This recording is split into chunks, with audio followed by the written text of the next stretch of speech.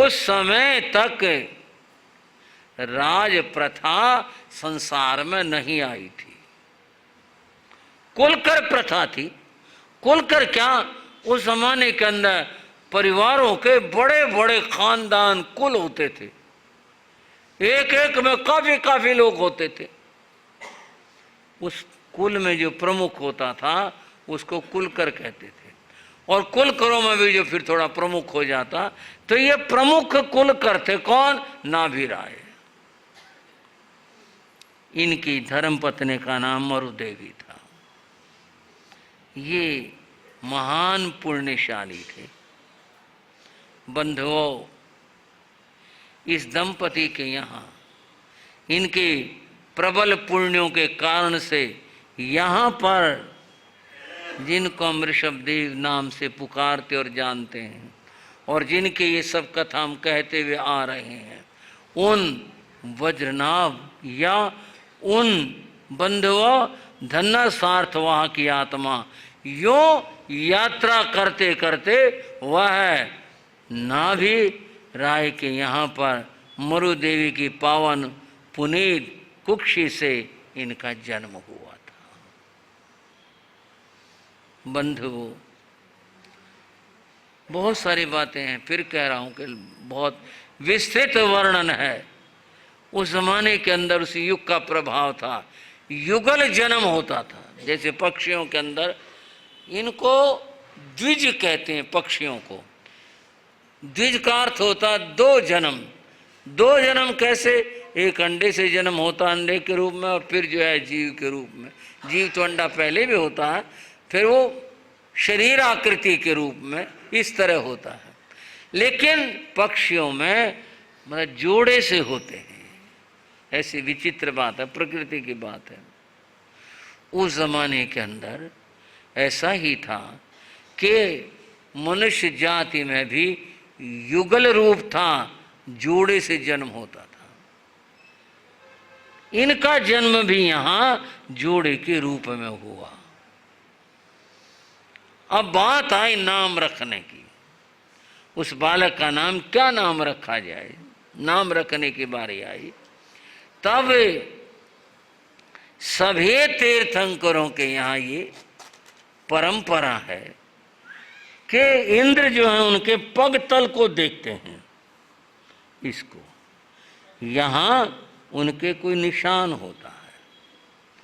कुछ इतिहासकारों ने, कथाकारों ने लिखा उनके यहाँ पट स्थान पर यहाँ पर निशान होता है। फर्क कुछ नहीं, यहाँ और यहाँ हो, बात निशान से है। उनके वृषभ बैल का चिन्ह था। उस जीव के पगतल में वृषभ बैल का चिन्ह था। उसको देखकर इंद्र ने ध्वजा पर बैल का चिन्ह बनाया था। आदि आदि बहुत विस्तार है कथा में, बस इतना यह है, उस बैल के चिन्ह के कारण से इनका नाम ऋषभ रखा गया। वृषभ और ऋषभ, बोलोगे जरा, इन दोनों शब्दों का अर्थ बैल होता है।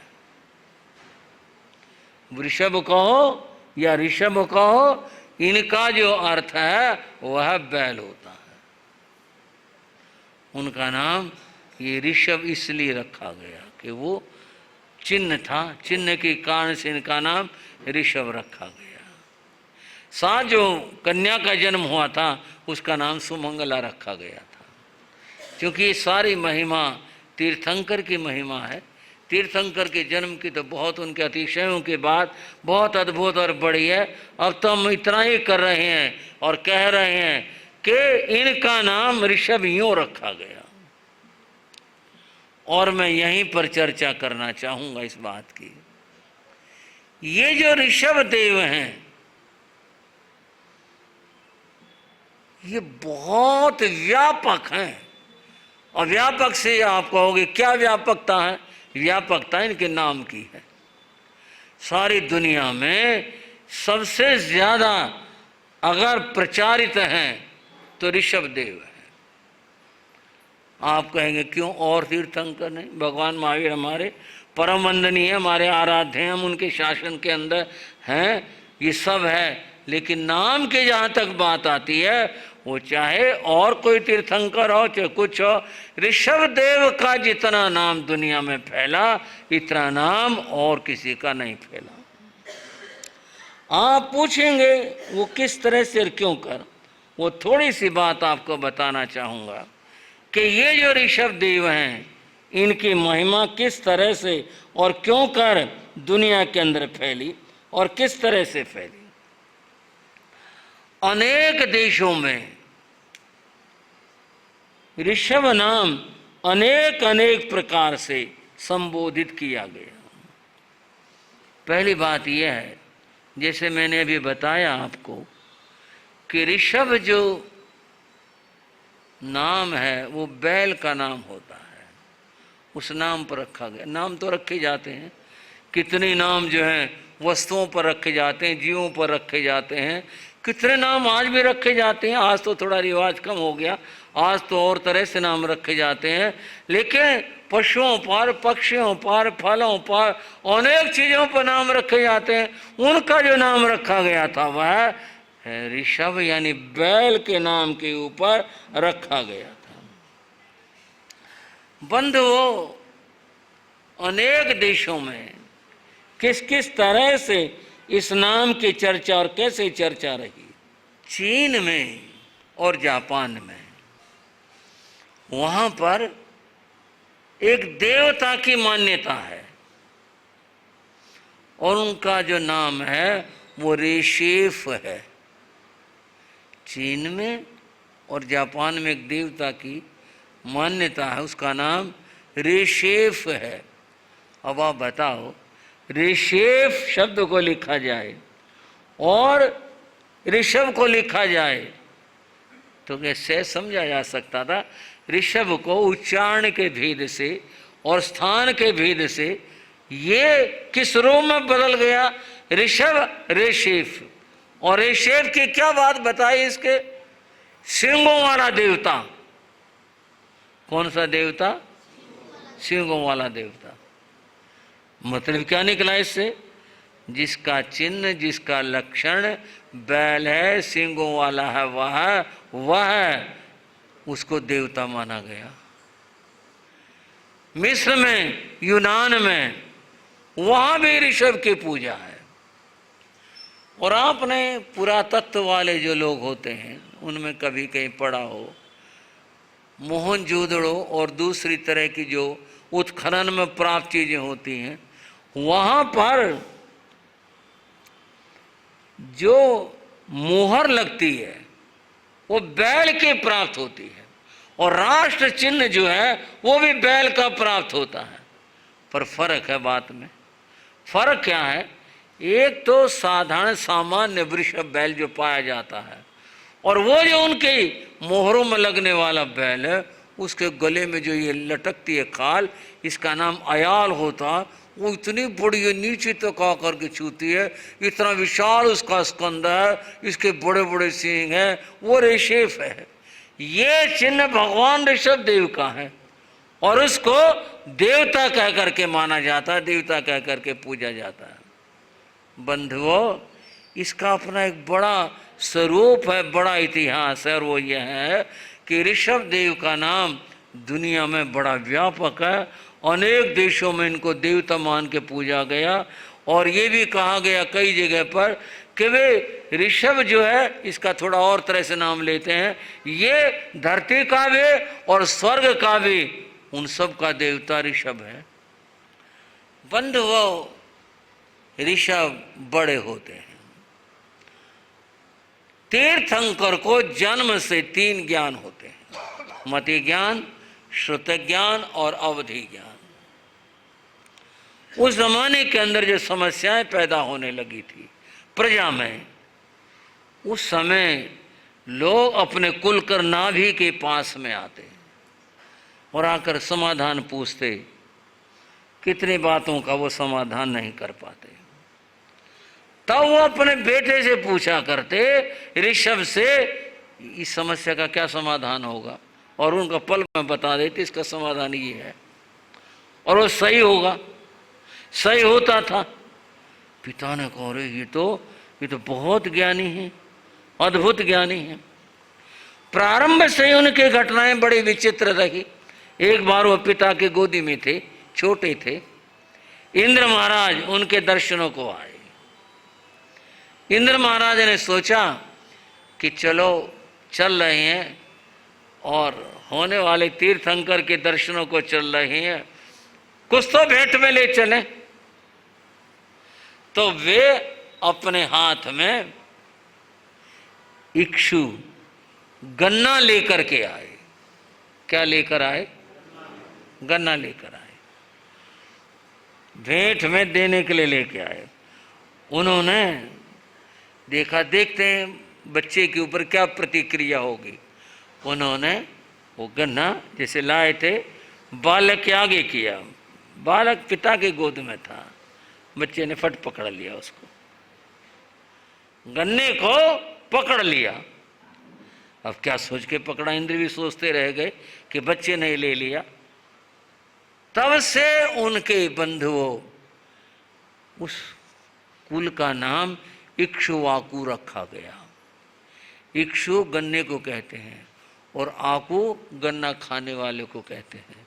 और आप जानते हो कि इनका जो ये उत्तर प्रदेश है, जो जन्मस्थली है, वह सबसे ज़्यादा गन्ने का उत्पादक है। सबसे अधिक गन्ना वहीं पैदा होता है और इसलिए इक्ष्वाकु कहलाए, क्योंकि यहाँ गन्ने के सबसे ज़्यादा सबसे अधिक उत्पादन हुआ करता है। उस जमाने में भी था, शायद इंद्र यही सोच के लाएंगे यहाँ का सबसे बड़ा उत्पादन यही है, चलो ये लेकर जाते हैं। इस तरह से इक्ष्वाकु कहलाने लगे थे। बंधुओं, बड़े होते हैं, अद्भुतताएं, विचित्रताएं ये सब रहती हैं। उस जमाने में एक और घटना घटी। वो घटना ऐसी घटना घटी जो सर्वथा विचित्र भी थे और उसका समाधान होना मुश्किल था। एक युगल, एक बालक और एक बालिका, युगल, ये दोनों छोटे थे। कोई वो वन में जा रहे थे, ऊपर से एक कोई बड़ा फल टूट के गिरा और बालक के सिर पर गिरा और उसकी मृत्यु हो गई। जबकि युगलियों में ऐसा नहीं था, उनकी मृत्यु तो साथ साथ होती है। बालक की मृत्यु हो गई, बालिका रह गई। और वो छोटी बच्ची नहीं जान रही उस बात को कि भाई ये अब कैसे और क्या हो। लोगों ने इकट्ठे हो करके उस कन्या को महाराज ऋषभ देव के पिता नाभिराय के पास लाए और कहा जी अब इसका क्या करें, इसका भविष्य क्या होगा। अब वो सोच नहीं पा रहे थे क्या करें। ऋषभ ने स्वयं कहा कि नहीं, इसको भी रखो और जब समय आएगा तब इसका समाधान होगा। तब बड़े होने पर ऋषभ का विवाह उन दोनों कन्याओं से हुआ। ये एक नई बात थी, ये घटना घटने ये नई बात थी और दूसरे ये नई बात थी कि भी इतर कन्या से विवाह होना। तो उस समय तक ऐसा होता नहीं था भाई, 7 जन्मों से विवाह होता था। नई प्रथा उत्पन्न हुई, एक नई बात हुई है, नई बात हुई, नई घटना घटित हुई, इस तरह से हुआ था। बंधुओं, उन दोनों कन्याओं से विवाह होता है। कालांतर में संतान की बारी आती है। सोमंगला से 100 पुत्रों का जन्म हुआ और एक कन्या का जन्म हुआ। सोनंदा से एक पुत्र का जन्म हुआ और एक पुत्री का जन्म हुआ। ये घटित हुआ गृहस्थ के अंदर। अब ये जो जन्म हुआ, इनकी भी अद्भुत कथा और विचित्र बात है। जो सोमंगला से पहला बेटा हुआ उसका नाम भरत रखा गया और सोनंदा से जो पहला बेटा हुआ उसका नाम बाहुबली रखा गया। और बंधुओं, एक कन्या जो भरत के साथ हुई थी उसका नाम ब्राह्मी रखा गया, जो बाहुबली के साथ हुई थी उसका नाम सुंदरी रखा गया। ये चारों ही जीव इनके पूर्व जन्म के भाई और साथी हैं। जो भी मैंने बाहु सुबाहु की बात बताई थी, बाहु भरत बने, सुबाहु बाहुबली बने, और पेट ब्राह्मी के रूप में आई, और महापेट वो सुंदरी के रूप में आई। उनका स्त्री भाव होने का कारण उनके पूर्व जन्म में जो ईर्ष्या का भाव था वो कारण बना, इसलिए ये इस रूप में उत्पन्न हुए ये चारों जीव। और सुयश की बात यह है कि उसने जन्म लिया, वो भी परिवार के अंदर ही जन्मा, परिवार में उत्पन्न हुआ, उसका नाम श्रेयांश कुमार रखा गया।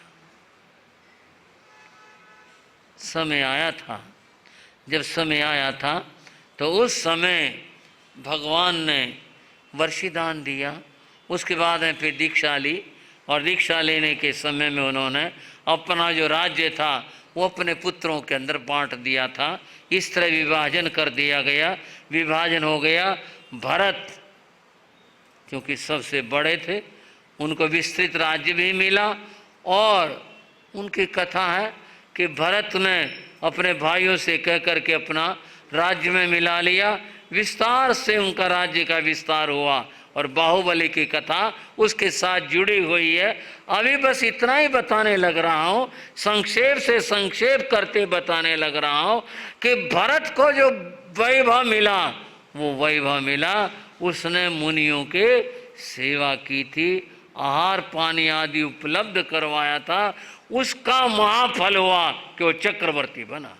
बाहुबली जो महान बलशाली थे, पूर्व जन्म में भी बंधुओं उन्होंने जो 500 मुनियों की सेवा की थी, बाहु सुबाहु ने जो सेवा की थी, उसका फल इतना बड़ा हुआ कि संसार में कोई उनको पराजित नहीं कर सकता था।